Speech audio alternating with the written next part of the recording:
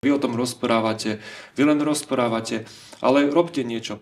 Ale práve to slovo, to je tá najväčšia sila. Keď človek používa to slovo účelne a s láskou, jak sa vraví, že so správnym zámerom, takže vlastne to slovo má obrovskú moc a nás naučili v podstate, bohužiaľ, áno, aj tou manipuláciou, aj všetkým, že to slovo ako keby nemá význam, že človek musí čo radikálne spraviť. Nie práve tým, že my o tom rozprávame, že sa delíme, že preveríme si to, tak môžeme naozaj veľa zmeniť a tie procesy sa dajú ako keby do chodu a zrazu zistíme, že o tom plno ľudí vie a aj tí ľudia, ktorí toto možno vedia, aj z tých kompetentných, ale možno tá situácia im nedovolí to hovoriť tak, jak to je.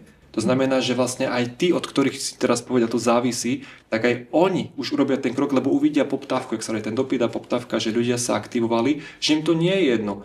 Ľudstvo by malo si uvedomiť tú hrozbu, tú nevyhnutnú hrozbu a prijať riešenia, keď nie teraz, tak už kedy. Keď vedecké štúdie, ktoré to fakt potvrdzujú, nie sú to úplné ako keby informácie vycúcané z prsta, jak sa hovorí.